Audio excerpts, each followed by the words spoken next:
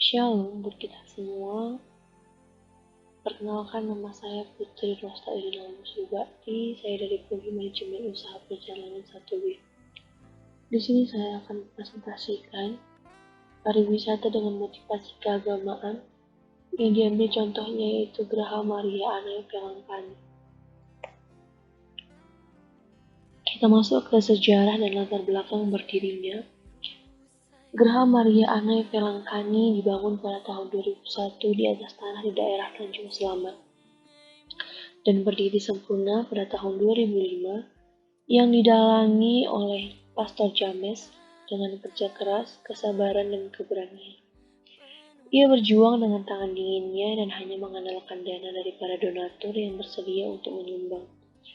Pastor yang bernama lengkap James Batu Putra ini adalah seorang mahasiswa Jesuit India Tamil yang dengan sukarela pergi untuk melakukan misi kemanusiaan di Malaysia setelah studi filsafatnya di India dan menjalankan pastoral di Kuala Lumpur dari tahun 1966 sampai 1967. Namun dikarenakan peraturan undang-undang baru tentang imigrasi membuat beliau dengan segera dikirim oleh pimpinannya ke Indonesia untuk melakukan studi teologis dengan harapan dapat kembali ke Malaysia setelah penghabisannya. Pastor James membuat gagasan gereja dengan dasar keyakinan komunitas Tamil tentang pengabdian dan penghormatan kepada Bunda Maria yang sangat dikuduskan di Pelangkani, yang tempat pemujaannya sudah terkenal di seluruh dunia bagi semua orang, suku, dan agama. Mereka menyebut gereja Katolik dengan Mata Goel atau gereja Bunda Maria. Mereka meyakini Bunda Maria adalah ibu surgawi yang datang ke dunia dan melakukan mujizat, yaitu menyembuhkan seorang ibu yang sakit dengan tangan yang penuh kasih dan menjadikan Yesus anaknya sebagai penguat keyakinan bagi mereka yang beriman. Ide gagasan inilah yang terlintas di pikiran Pastor James untuk membangun sebuah gereja dengan sebuah geraha untuk menghormati Anai Pelangkani yang dapat juga dijadikan sebagai pusat perziarahan bagi penduduk Keuskupan Agung Medan yang begitu terkesan dengan desain bangunan megah tersebut dan dengan dukungan penuh dari Uskup Agung Medan yaitu Alfred Gonti Pius Datubara. Geraha Maria Anai Pelangkani kemudian diresmikan pada tanggal 1 Oktober 2005 oleh Uskup Agung Medan Alfred Gonti Pius Datubara bersama Uskup Agung Koadjutor Anicetus Antonius Sinaga dengan dihadiri lebih dari 3.000 orang dari berbagai kelompok etnis dan para peziarah asing. Kita masuk ke daya tarik dan atraksi wisatanya. Bangunan utama berbentuk menara candi terdiri dari 2 tingkat dan keluarnya pertama kali mata air dari bawah kaki patung Bunda Maria. Nah, interior dan bangunan gereja Anai Pelangkani yaitu dinding-dinding dari Geraha Maria Anai Pelangkani ini merupakan relief yang menceritakan tentang peristiwa penyaliban Yesus Kristus. Bangunan ini memiliki 2 tingkat, di mana tingkat pertama adalah di aula untuk tempat beribadah, sementara untuk bangunan kedua ialah adanya patung Anai Pelangkani yang didatangkan langsung dari India.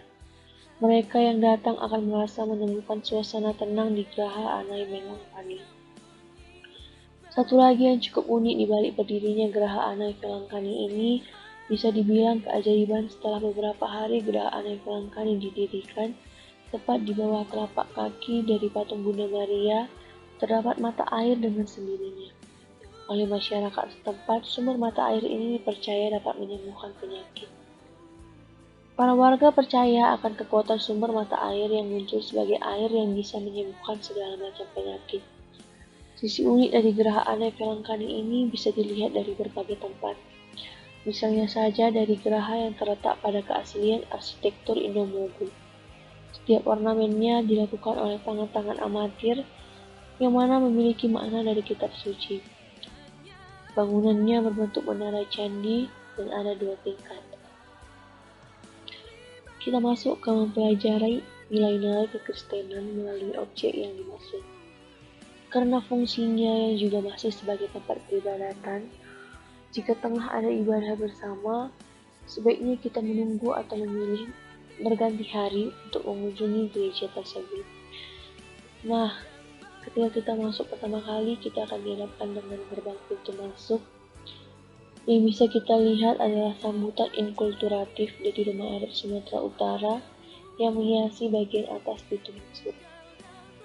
Yang kedua ada pusat ziarah, yaitu pengunjung dapat langsung merasa bahwa dia memasuki pusat ziarah yang merupakan tempat sambutan dan pertemuan Allah dengan umatnya. Jika dia melihat jalan aspal berupa manusia yang sujud di hadapan keagungan Tuhan, dan kedua lerengan yang mengarah ke lantai 2, di mana sebuah patung besar Anai Velangkani dengan bayinya Yesus berdiri, terlihat seperti dua tangan Maria yang menerima pengunjung dengan pelukan keibuan. Dua lerengan tersebut telah menjadi simbol tangan perawan Maria yang merangkul umat manusia dengan cinta. Kemudian ada menara dan kubah gereja. Menara dan kubah tempat suci ini terdiri dari 2 lantai. Yang pertama aula komunitas di lantai dasar dan tempat pemujaan di lantai 1. Dan 7 menara bertingkat dengan 3 kubah. 7 menara bertingkat adalah bagian tertinggi bangunan dan merupakan perwakilan dari arsitektur Hindu. Jika kubah di atas bangunan tersebut dibuat sesuai dengan arsitektur Mughal dan mengikuti gaya kubah masjid. 3 kubah tersebut mewakili Trinitas dalam kekristenan, yaitu Allah Bapa, Putra, dan Roh Kudus.